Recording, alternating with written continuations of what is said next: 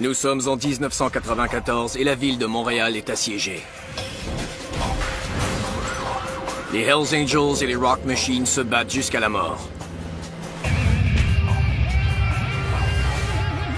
C'est une guerre pour le contrôle du commerce de la drogue. On pouvait faire des milliards par année avec la drogue. Un homme est à l'origine du conflit. Le chef des Hells Angels, Maurice Mom Boucher. J'ai été le premier à le voir tuer quelqu'un. Mom Boucher veut le contrôle total au Québec. Peu importe le prix. Il était dans son monde. Il pensait qu'il était le roi, qu'il était intouchable.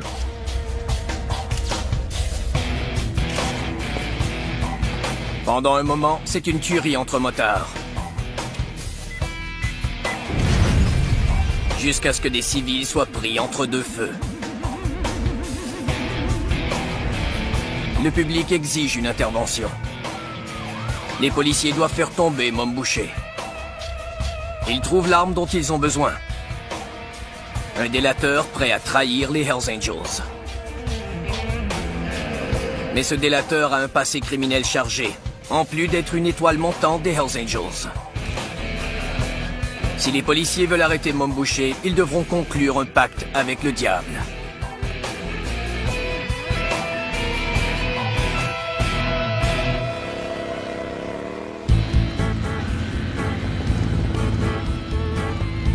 Les Hells Angels s'implantent au Canada en 1977. Leur repère est à Montréal, au Québec. Les Québécois semblent immédiatement embrasser le mythe romantique du motard rebelle qui fait la fête. Le mythe autour du groupe exalte l'imagination de plusieurs jeunes hommes.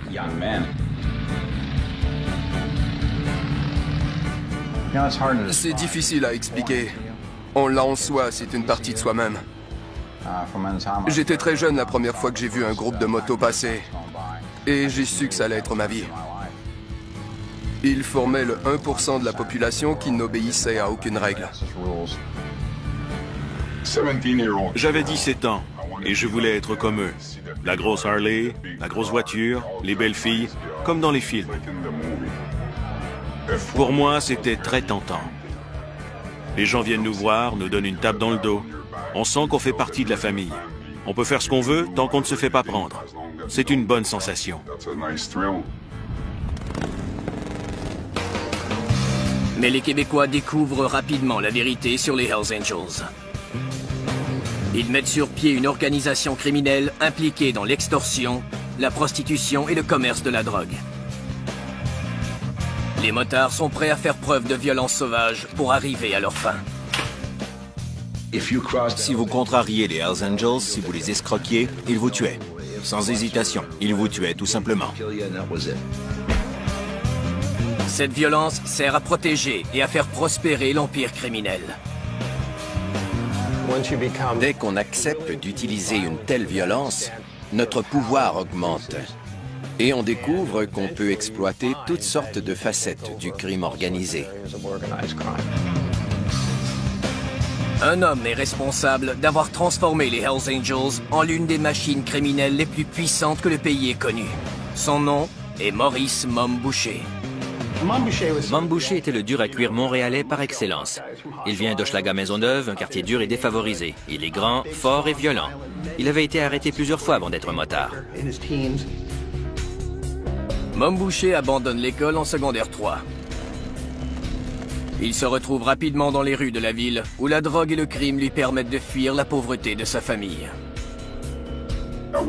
J'ai été le premier à le voir tuer quelqu'un en 1979 ou 1980 à la prison de Bordeaux. Il voulait déjà prouver qu'il était quelqu'un. La fraternité virile des bandes de motards attire Mom Boucher. En compagnie de son ami Salvatore Casetta, il fonde une bande appelée les SS. Il prépare ainsi son rêve de joindre les Hells Angels. En 1985, sa chance se présente.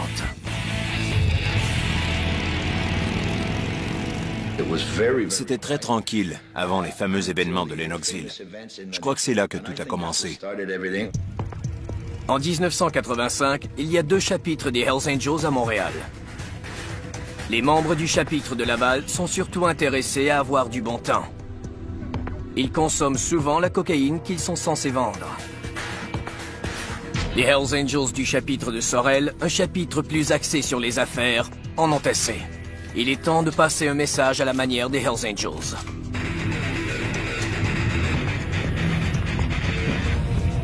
Ils invitent les membres du chapitre de Laval à une réunion à Lennoxville, où ils abattent leurs propres frères, éliminant ainsi la totalité du chapitre de Laval.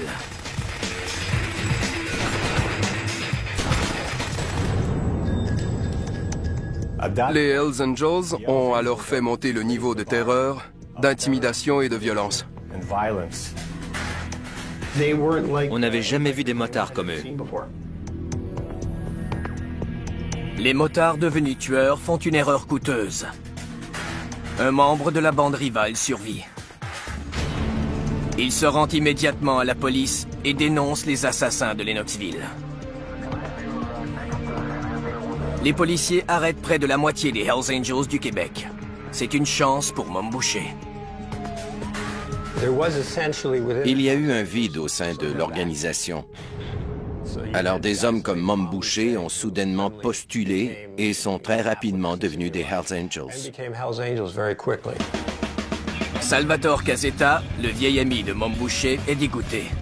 Il refuse de le suivre dans les rangs des Hells Angels. Casetta pensait qu'il fallait être brutal pour tuer des frères. Il a juré de ne jamais travailler avec eux. Alors il a fondé les Rock Machine. C'est la fin de l'amitié entre Salvatore Casetta et Mom Boucher. À tout jamais. Mom Boucher joint les rangs des Hells Angels et c'est le début de la guerre des motards au Québec. Les Hells Angels et les Rock Machine s'affrontent dans une guerre totale pour le contrôle du commerce de la drogue dans la province. Les guerres de motards ont commencé en 1987, quand Mom Boucher est devenu un Hells Angels.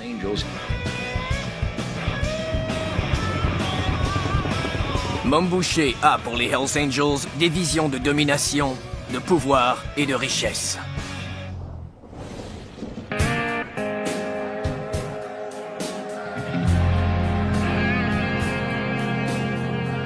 Il veut le contrôle total de tout le commerce de la drogue au Québec, y compris celui des bars déjà gérés par les Rock Machine.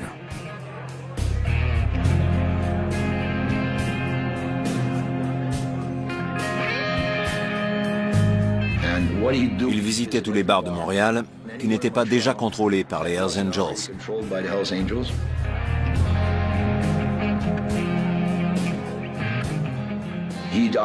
Il forçait le revendeur sur place à acheter sa drogue pour la vendre dans le bar. Ou bien il forçait le propriétaire à laisser ses hommes le faire. S'il refusait, le bar brûlait.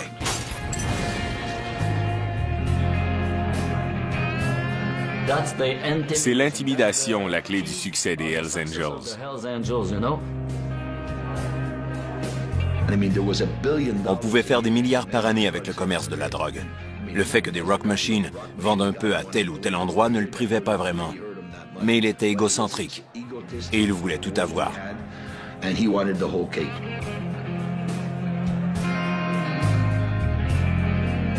C'est une guerre sanglante de territoire qui commence.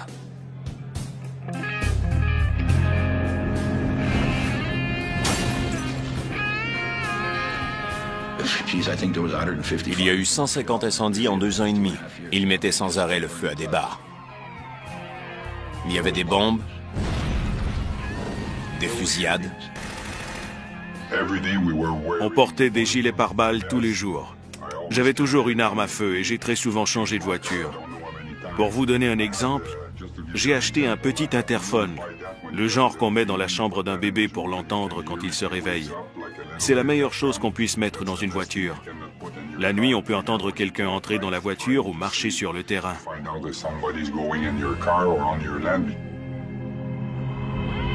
Au début des années 90, Mom Boucher devient le chef incontesté des Hells Angels de Montréal. Bien que sa bande et celle des Rock Machine s'entretuent régulièrement, le public ferme les yeux. Après tout, ce ne sont que des criminels qui en éliminent d'autres. Mais les policiers sont de plus en plus préoccupés par la violence des motards. Toutefois, ils font face à des problèmes majeurs. Ils n'arrivent pas à s'introduire dans le monde impénétrable des Hells Angels. Les techniques habituelles de surveillance ne donnent rien.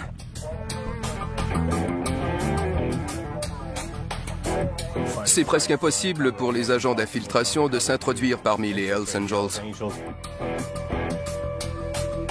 Les motards réussissent à éloigner les policiers grâce à leur processus d'adhésion simple mais efficace. On entre d'abord dans les Hells Angels en étant sympathisant.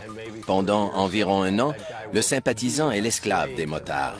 Il transporte leurs sacs, les conduit où ils veulent et il est toujours à leur entière disposition.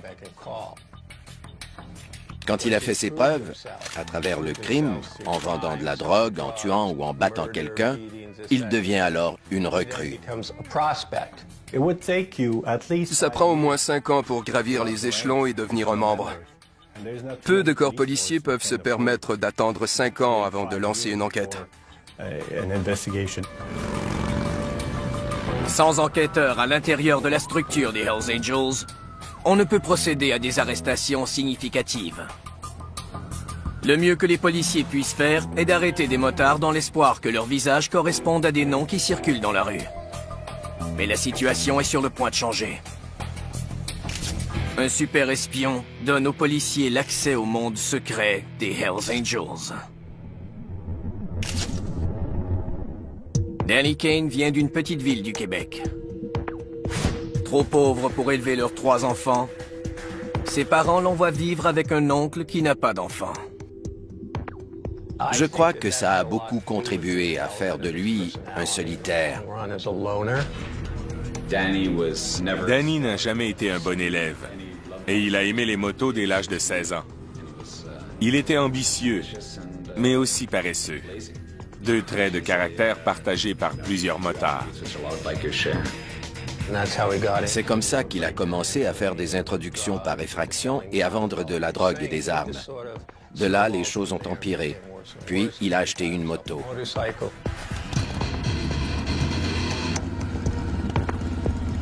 De 17 à 24 ans, Danny Kane accumule les accusations criminelles et il écope d'une peine de 10 mois. Il avait presque battu à mort 2 hommes qui lui avaient volé des armes. Pendant qu'il les frappait avec un fusil, un des fusils a fait feu et a atteint l'un des hommes à la tête. C'était la première fois qu'il écopait d'une peine de prison assez longue, mais ça lui a donné les antécédents nécessaires pour être impliqué avec les Hells Angels. À sa sortie de prison à l'âge de 26 ans, Danny va directement vers les Hells Angels. Son rêve est de devenir un membre à part entière. C'est eux qui le feraient grimper au sommet du monde criminel, là où il voulait être. Devenir un Hells Angels était sa façon de faire de l'argent, d'obtenir du pouvoir et du respect, et en fait d'être remarqué. En plus de son passé criminel, Danny possède certaines qualités qui plaisent aux Hells Angels haut gradés. Il ne consomme pas de drogue et il ne se plaint pas comme le font plusieurs autres motards. Sa faiblesse est le sexe. Danny est toujours au lit avec différentes personnes. Et le mépris d'une ancienne flamme le conduira un jour à sa perte. Danny Kane s'est bâti toute une réputation. Il est sorti de nulle part. Il a pris du poids et il est devenu un revendeur et un collecteur très intimidant. Il a beaucoup travaillé pour des membres haut placés des Hells Angels de Montréal. L'un de ses membres haut placés est le président national des Hells Angels, Walter Stadnick. Pendant que Mom Boucher sévit au Québec, Walter Stadnick veut contrôler de nouvelles régions du Canada.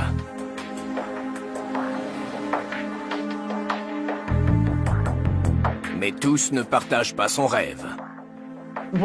On a d'abord empêché Walter d'établir des relations avec les motards de l'Ontario, les Los Brovos, la bande la plus puissante du Manitoba, et les Satan's Choice, qui régnaient en Ontario. Ces 2 bandes avaient déjà rivalisé avec les Hells Angels partout dans le monde, par le nombre d'adhésions et de chapitres. Et ils avaient conclu le pacte d'empêcher les Hells d'entrer sur leur territoire. Walter Stadnick trouve donc un moyen ingénieux pour atteindre son objectif. il décide de former sa propre bande, les Demon Keepers. Son plan est simple et astucieux. Il s'agit de mettre sur pied une nouvelle bande qui fournira de la drogue à bas prix.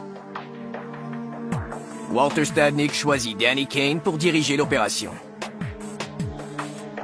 Danny Kane ne découvrira la partie secrète et sinistre du plan de Walter Stadnick que quelques mois plus tard. Pour l'instant, il est ravi. Danny était au 7e ciel parce qu'il était le chef des Demon Keepers. C'était lui qui menait la bande. Il se disait, si j'ai du succès, ce sera mon laissez-passer pour devenir un membre à part entière. Il y a eu des problèmes dès le début. Je n'ai jamais entendu parler d'une situation où l'on demande à quelqu'un de s'établir dans une nouvelle région pour créer un nouveau chapitre, alors qu'il n'y connaît personne. C'est inhabituel. Sans relation, les Demon Keepers se rendaient dans les bars et les bars de danseuses et tentaient de vendre de la drogue à des inconnus. Ils sont francophones dans une région très anglophone. On les remarque aisément.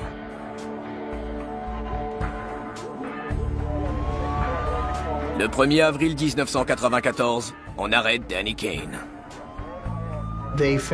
Ils ont trouvé de la drogue, des armes et un coffre rempli de vestes aux couleurs des Demon Keepers. Les policiers savaient ce qui se passait. Danny Kane a porté le blâme, même s'il était celui qui avait le plus à perdre, parce qu'il avait déjà été condamné et emprisonné. Walter a assuré à Danny qu'il ne le blâmait pas pour cet échec des Demon Keepers et qu'il était le bienvenu à Montréal. Mais il n'a pas fait d'autres promesses. Il n'a pas fait de lui une recrue, ni un membre. Danny était vexé. Il était machiavélique de plusieurs façons. Il avait dit à Danny et aux autres hommes qu'ils allaient là pour contrôler le territoire. En fait, il savait qu'il n'avait aucune chance de réussir.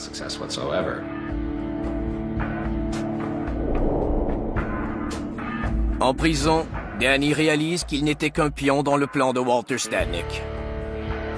Les Demon Keepers étaient voués à l'échec et ont servi à détourner l'attention des policiers de Stadnick et de son plan d'expansion dans l'Ouest. Danny Kane a réalisé que Stadnick l'avait utilisé pour faire diversion. Mais Danny refuse de jouer les pantins. Il se met à élaborer un plan pour faire tomber Walter Stadnick, Mom Boucher et les Hells Angels. Dans les rues de Montréal, des bandes de motards rivales s'affrontent pour le contrôle du commerce de la drogue dans la ville. Les policiers sont incapables de percer le mur du silence qui entoure les Hells Angels. Mais une fissure se dessine. Danny Kane, un associé des Hells Angels, est en prison. Il croit avoir été la victime d'un coup monté par Walter Stadnick, le président national des Hells Angels, et il veut maintenant se venger. Il était furieux d'avoir été utilisé par les Hells Angels et d'être maintenant en prison. Je crois que c'est ce qui l'a décidé à venir nous voir.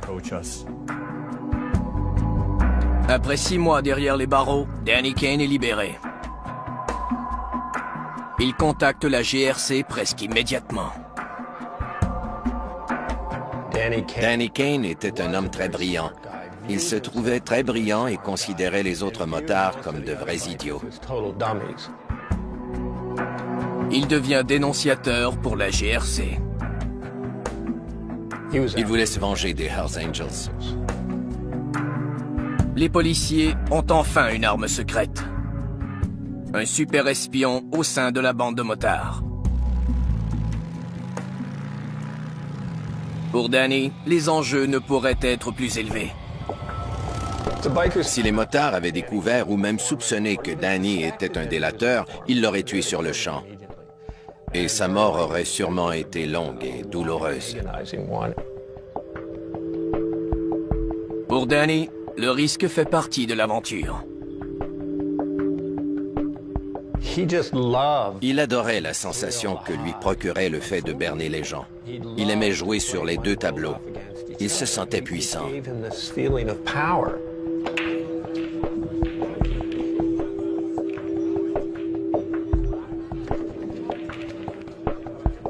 Maintenant délateur pour la police, Danny Kane retourne au repère des Hells Angels, où il est accueilli à bras ouverts. Après avoir purgé sa peine, c'était facile pour lui. Il est allé en prison, n'a pas dit un mot, et à sa sortie, il avait déjà des relations avec les Hells Angels. Il avait toujours fréquenté les plus hauts placés. Il a toujours été une sorte de serviteur. Il était l'un de ceux qui faisaient tout ce qu'il demandait. Pour le moment, Danny se satisfait de son rôle de soldat. Un rôle qui lui donne accès à des informations qu'il peut ensuite transmettre aux policiers. Quand il visitait la GRC, les réunions étaient très brèves. Les réunions secrètes ont lieu dans des chambres d'hôtel 3 fois par semaine. Danny reçoit d'abord 1000 $ par semaine, et toujours en argent comptant. En échange, les policiers obtiennent des détails au sujet des attaques planifiées par les Hells Angels, des meurtres qu'ils ont commis et le nom des prochaines victimes. En plus d'être délateur pour la police ainsi qu'un sympathisant des Hells Angels, Danny partage sa vie avec sa conjointe, Patricia. Il tente d'être un homme de famille normal, un conjoint et aussi un père pour le fils de Patricia.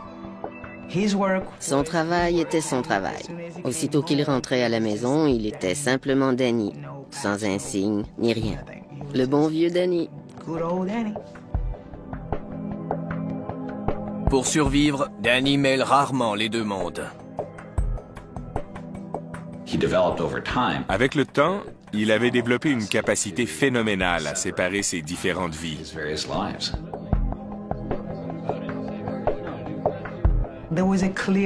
Il y avait une ligne très nette entre ce qu'il faisait et nos vies.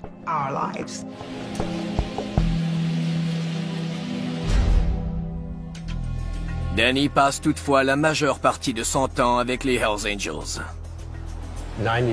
Il passait 99% de son temps dans ce milieu. Tout le reste était secondaire. Sa famille et son enfant étaient secondaires. Les emplois qu'il avait étaient secondaires. Quand on est avec les Hells Angels, on est à leur service 24 heures sur 24, 7 jours sur 7. On a des téléavertisseurs et des téléphones cellulaires. On doit être disponible quand ils en ont besoin ou on leur doit des explications. Et il doit même se rendre au gymnase tous les jours.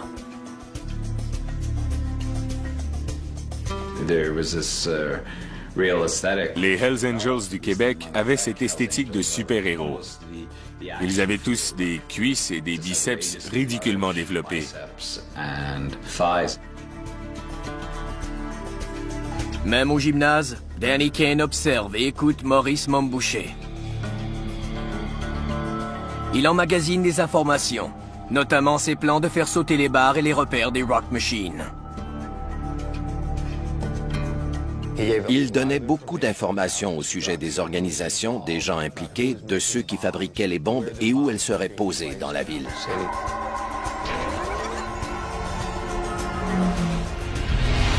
Après 5 mois, Danny Kane reçoit 2000 $ par semaine pour ses rapports à la GRC.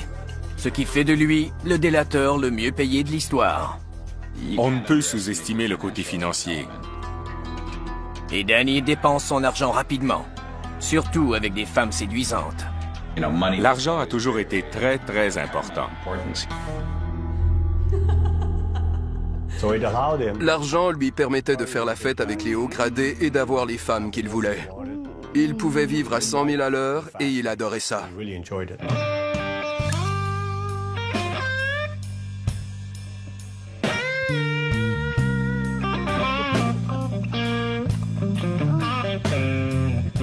Au fond de lui-même, Danny adore la vie de motard. Il rêve toujours de devenir un membre à part entière des Hells Angels. Pour prouver sa loyauté, il a certaines responsabilités. Au début, il était considéré comme un expert en explosifs. Il avait fait sauter et avait lancé des bombes incendiaires sur plusieurs établissements et plusieurs bars. Et il avait fabriqué beaucoup de bombes. La guerre des motards se poursuit et l'engagement de Danny Kane auprès des Hells Angels devient plus sérieux et plus sinistre. Les policiers sont dans une position dangereuse. Ils couchent avec un criminel connu et très rusé.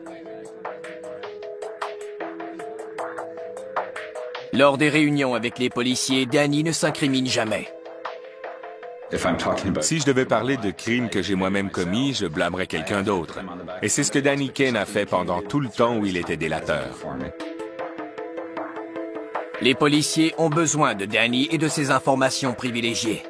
Ils veulent désespérément faire tomber Mom Boucher. Donc ils ferment les yeux sur les activités criminelles de Danny. Ce n'est pas en étant plus catholique que le pape qu'on arrive à infiltrer les Hells Angels ou toute autre mafia. On joue selon les règles. On respecte les limites. Et tant qu'on n'est pas au courant d'un acte criminel qu'un délateur a commis, on doit persévérer en espérant obtenir toujours plus de renseignements.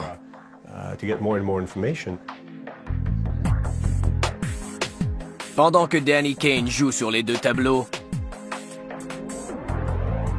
Mom Boucher devient de plus en plus puissant en s'appropriant le territoire rival. Mais ce n'est pas si facile. Les Rock Machines se défendent. On doit recruter des gens qui s'opposent à ce que les Hells Angels tentent de faire. Les Rock Machines commencent donc à recruter des petits truands et des revendeurs de drogue indépendants pour renforcer leurs troupes dans la guerre qui les oppose aux Hells Angels de Mom Boucher. On était certain qu'on les frapperait tellement fort qu'ils ne sauraient pas d'où ça venait. La tentative de Mom Boucher de prendre le contrôle du crime organisé au Québec se transforme en une guerre totale. J'imagine qu'ils ont compris qu'ils avaient des opposants.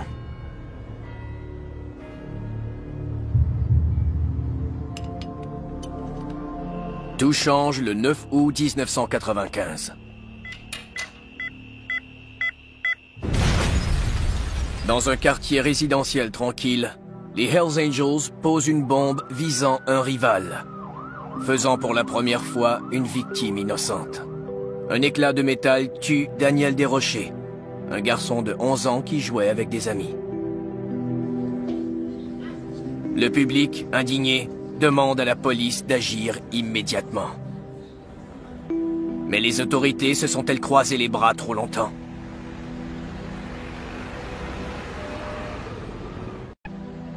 La guerre opposant les Hells Angels aux Rock Machines s'étend maintenant dans les rues de Montréal. Le public est indigné par la mort du jeune Daniel Desrochers, 11 ans. Les motards ont dépassé les bornes. On demande aux autorités d'agir. Ce qui me dérange dans cette histoire, c'est qu'ils ont utilisé une commande à distance. Ils n'étaient pas à 5 km plus loin, ils étaient juste de l'autre côté de la rue. Ils ont vu l'enfant sur le trottoir. Il n'y a aucun doute. Ils s'en fichaient. Ils avaient un travail à faire et c'est tout. Quand ils ont déclenché l'explosion, ils s'en foutaient complètement.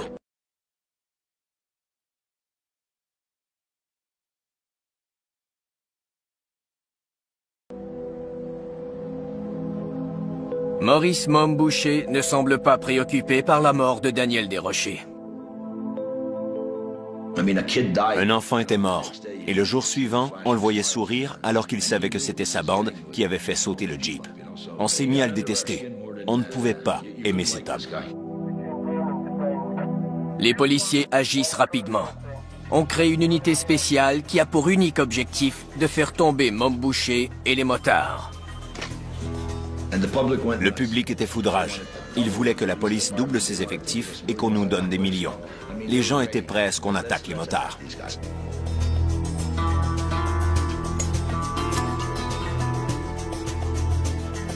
D'autres chapitres des Hells Angels et de bandes de motards tentent de convaincre Mom Boucher de mettre fin à la guerre. Leur motif est la cupidité. Une plus forte présence de la police les empêche de conduire leurs activités illégales. La majorité des Hells Angels au Canada, puis tous les Rock Machines et les Bandidos du monde entier voulaient qu'on fasse la paix là-bas.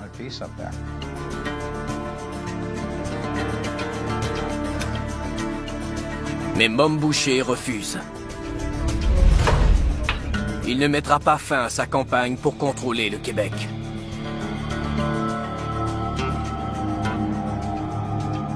Les policiers cherchent n'importe quelle raison pour le faire emprisonner. On l'arrête pour un délit mineur. Possession illégale d'armes à feu. Je ne crois pas qu'on l'ait interrogé plus de quelques minutes avant qu'il ne dise « Parlez à mon avocat. Je ne veux pas vous parler. » Il méprisait la police. Après seulement 6 mois en prison, Mom Boucher est libéré. Mais derrière les barreaux, il reçoit des nouvelles inquiétantes. Un policier s'est vanté d'avoir eu accès à un délateur parmi les Hells Angels. Mom Boucher veut maintenant découvrir le traître à tout prix. Il ne faisait plus confiance à personne. Il avait une courte liste de délateurs potentiels.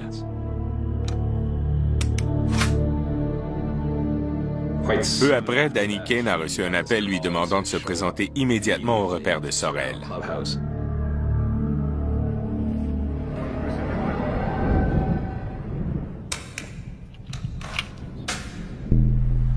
Il était évidemment terrorisé.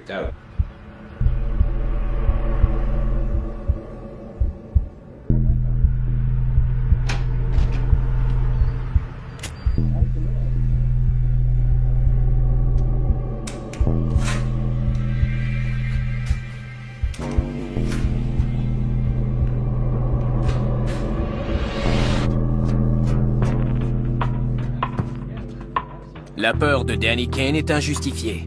Il y a un autre traître au sein de la bande. On a révélé qu'un membre assez haut placé des Hells Angels, en fait le tueur à gages de l'organisation, collaborait avec la police. On place le tueur à gages en garde à vue, et celui-ci dénonce publiquement ses frères des Hells Angels. Mom Boucher est épargné, et maintenant plus paranoïaque que jamais. Les policiers poussent un soupir de soulagement. Leur super espion n'a pas été démasqué. Ils ont encore une chance de faire tomber Mom Boucher.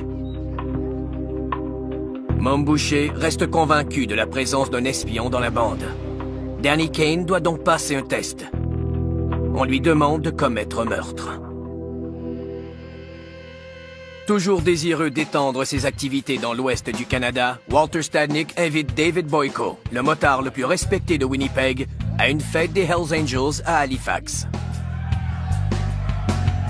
Durant la fête, un membre des Hells Angels, Donald Magnuson, provoque une bagarre avec Boyko. Le jour suivant, on a retrouvé le corps de David Boyko à Dartmouth, de l'autre côté de la baie d'Halifax. Tout le monde savait que Magnuson l'avait tué. Les Hells Angels étaient furieux qu'on ait invité ce membre des Los Bravos à une fête et qu'il soit assassiné. Ce n'est pas une façon de traiter des invités, surtout quand on aimerait que ce chapitre appartienne aux Hells Angels.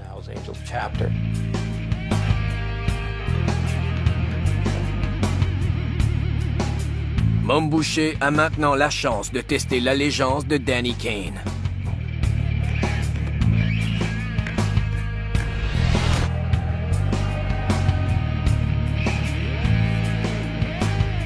On lui a ordonné de se débarrasser de Magnuson, qui était l'un de ses bons amis.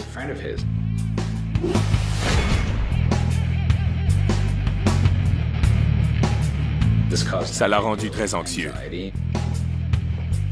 Ça le mettait évidemment dans une position terrible. Assassiner Donald Magnuson satisfera Mom Boucher et permettra à Danny Kane d'obtenir un statut plus élevé parmi les Hells Angels. C'est ce qu'il veut désespérément. Mais c'est un sérieux problème pour les policiers qui utilisent ses services. On ne peut pas tuer des gens librement quand on est délateur pour la police. Mais si Danny refuse de commettre ce meurtre, Mom Boucher n'y verra qu'une explication. Danny Kane est un délateur. Maurice Mom Boucher demande à Danny Kane d'assassiner un membre des Hells Angels. Cela pose un sérieux problème pour Danny. Peut-il préserver sa réputation aux yeux de Mom Boucher tout en continuant à travailler avec les policiers? Mais Danny Kane est un expert de la manipulation. Peu après avoir reçu la mission de tuer le motard, il affirme aux policiers que tout est sous contrôle et qu'il a pris les choses en main. Selon ses dires, il a retourné la situation contre Mom Boucher. Il propose à Mom Boucher une idée qui plaît au chef de la bande. Établir une nouvelle règle chez les Hells Angels. Si un membre à part entière doit être assassiné, le meurtre doit être commis par un autre membre à part entière. Il savait que Mom Boucher voulait à tout prix exercer son autorité à tous les paliers et qu'il en profiterait pour s'élever au-dessus des autres pour faire cette grande déclaration au sujet des assassinats de membres à part entière. Danny Kane n'a pas à commettre le meurtre. Il n'a pas le statut nécessaire pour assassiner Donald Magnusson, un membre à part entière. Les policiers sont soulagés. Une fois de plus, Danny a évité le désastre. Mais ils n'ont toujours pas assez de renseignements pour faire emprisonner Mom Boucher. Ils ont besoin que Danny obtienne de meilleures preuves.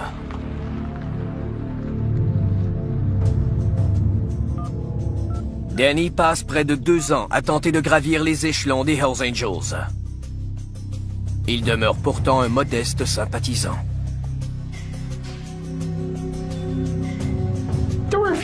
Il y avait quelques problèmes qui empêchaient Danny de monter. Ils avaient des soupçons sur ses activités. Comme on lui donnait $2000 par semaine, il avait beaucoup d'argent pour payer les repas, l'alcool et le reste. Il avait une grosse voiture. Des membres ont donc commencé à lui demander comment il gagnait tout cet argent. Danny demande l'aide des policiers. Il avait besoin d'une compagnie qui servirait de façade. À l'époque, il vivait à proximité du village gay à Montréal. Les Hells Angels contrôlent déjà les bars du village gay. Danny trouve un nouveau moyen d'exploiter la communauté homosexuelle. Il décide de créer un journal gay gratuit qui s'autofinancera grâce aux annonces personnelles. Les policiers acceptent de régler son problème, mais il doit leur donner satisfaction. Il lui offre 35 000 $ pour démarrer son journal. Quelques personnes y ont placé des annonces personnelles, dont un homme nommé Aimé Simard, un petit escroc spécialiste de la fraude qui vivait avec sa mère en banlieue de la ville de Québec et qui avait toujours des ennuis malgré les efforts de sa mère et de son entourage. Il avait placé une annonce disant qu'il était à la recherche d'un copain. Et Danny répond à l'annonce.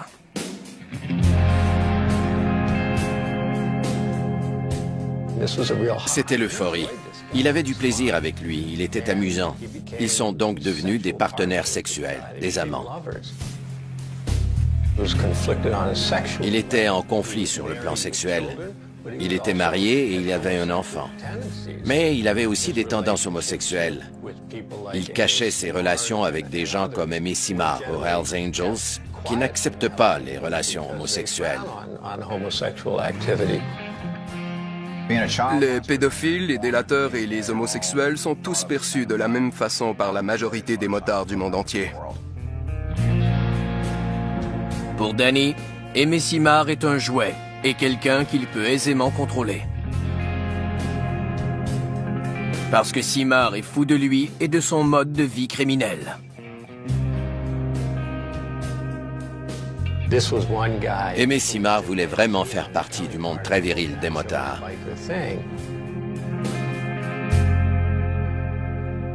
Danny Kane a donc pensé que si les Hells Angels lui demandaient de tuer quelqu'un, il n'aurait plus à trouver d'excuses. Il pouvait utiliser cet homme. Danny commence à présenter Aimé Simard comme une recrue potentielle à ses compagnons des Hells Angels. Puis, il l'implique dans ses activités criminelles. Mais il regrette rapidement de l'avoir mêlé à ses affaires. C'était le caractère d'Amy Simard. Il parlait et se vantait à tout le monde de tout ce qu'il faisait et il semblait totalement incapable d'en comprendre les conséquences. Après quelques mois, Danny Kane constate qu'Amy Simard est un fardeau.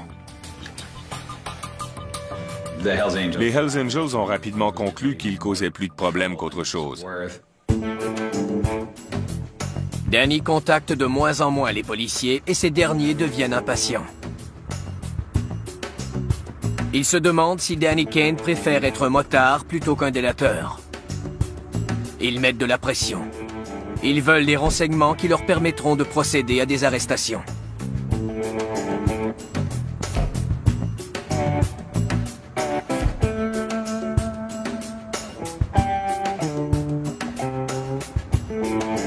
Il dit au policier qu'il a vu Amy Simard cacher l'arme à feu utilisée pour tuer Jean-Marc Casey, un petit revendeur pour les Rock Machine. L'arme se trouve dans un casier du gymnase. Les policiers surveillent l'établissement et arrêtent Amy Simard au moment où il récupère l'arme.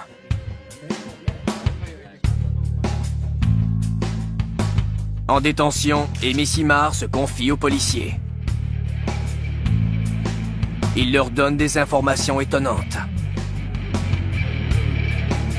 Une histoire qui changera tout pour le super espion des policiers, Danny Kane. Il s'est mis à parler d'un meurtre commis à Halifax et dont aucun des policiers de Montréal n'avait entendu parler, c'est-à-dire le meurtre de Robert McFarlane.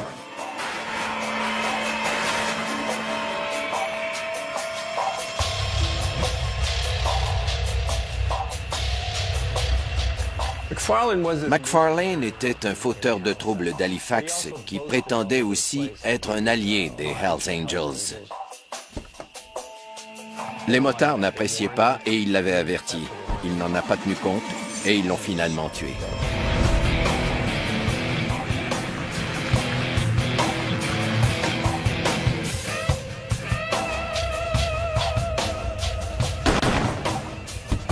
Amy Simard avait abattu McFarlane.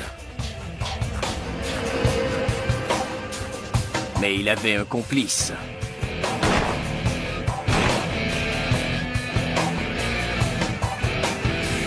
Le super espion de la GRC, Danny Kane.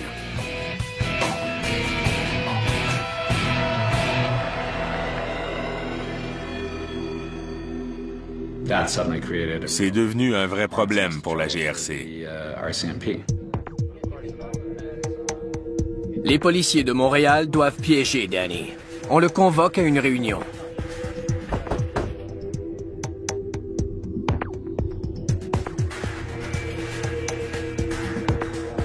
À son arrivée, des agents de la GRC d'Halifax sont sur place pour l'arrêter.